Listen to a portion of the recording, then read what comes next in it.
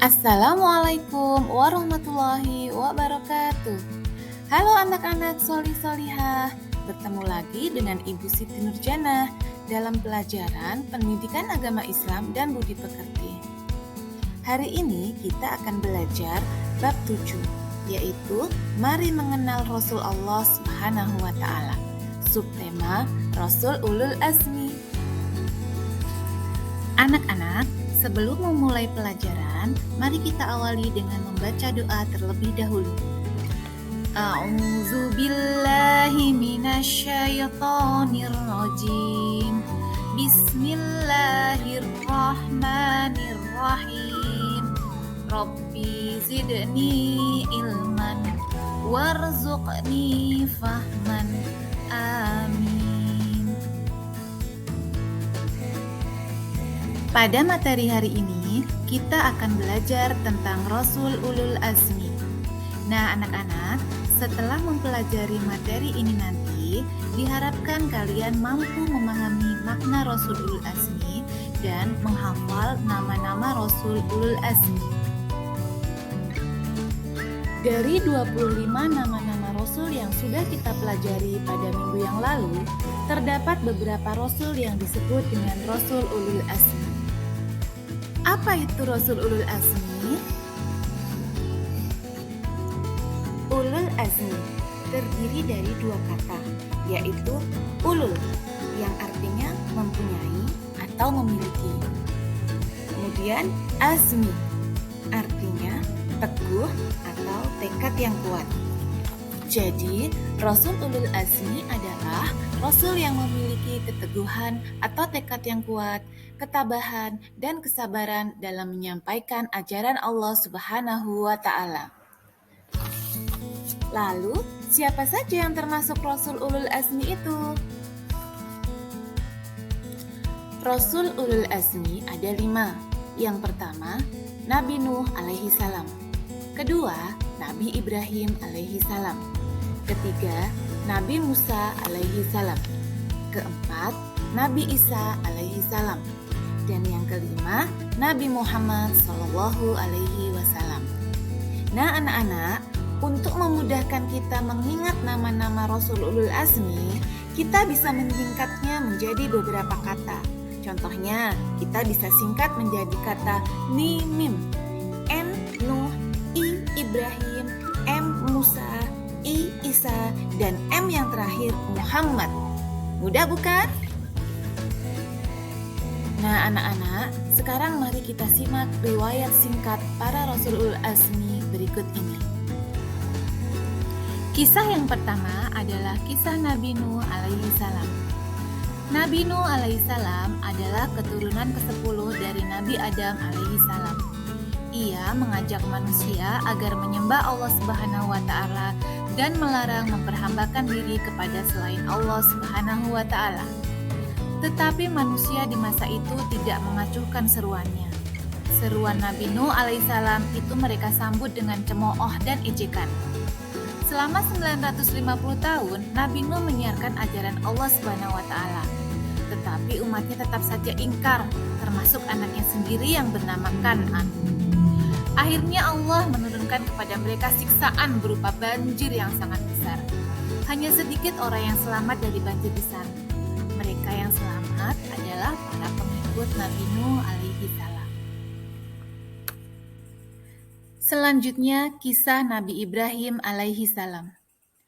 Nabi Ibrahim alaihissalam adalah anak Azar, tukang membuat patung-patung untuk dijadikan sesembahan. Nabi Ibrahim alaihissalam hidup pada masa Raja Namrud yang zalim, musyrik dan juga kufur. Nabi Ibrahim alaihissalam mengajak Raja Namrud dan kaumnya agar beriman dan menyembah Allah Subhanahu wa Ta'ala. Ia ajak agar mereka meninggalkan menyembah berhala. Raja Namrud dan rakyat Babilonia menolak dakwah Nabi Ibrahim alaihissalam.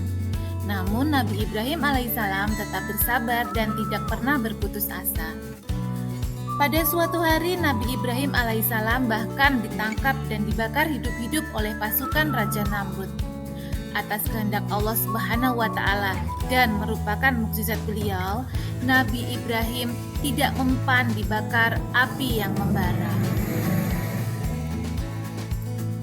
Kisah Nabi Musa alaihi salam.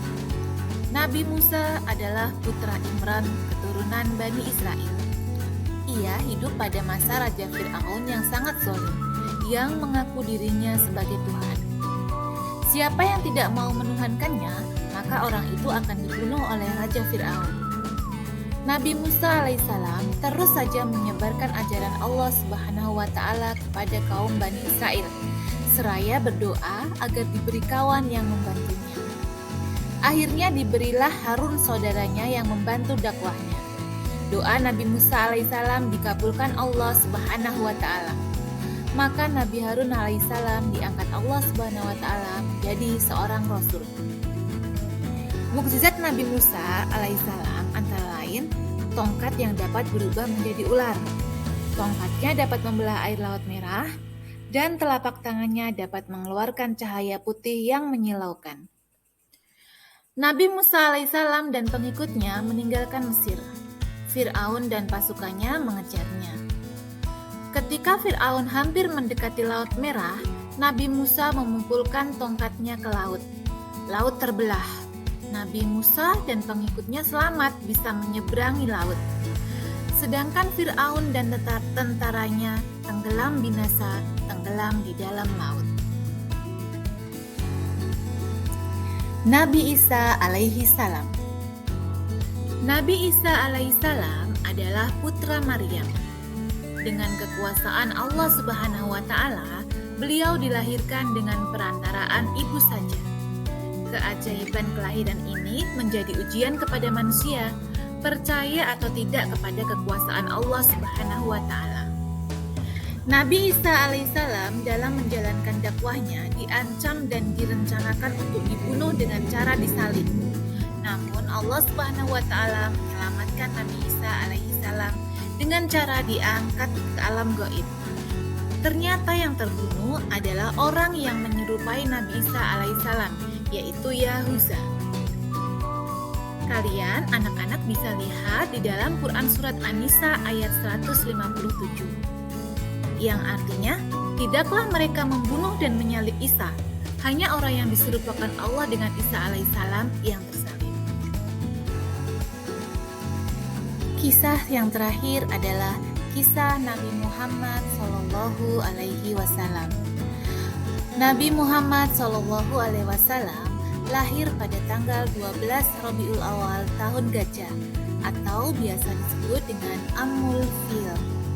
Sejak kecil, Nabi Muhammad telah dikenal sebagai orang yang jujur, tidak pernah berkata kotor, tidak pernah berbohong, tidak pernah melakukan maksiat, dan terbebas dari dosa. Berbagai siksaan dari kaum kafir pun sudah pernah Nabi Muhammad terima, hingga sering mengancam nyawa beliau.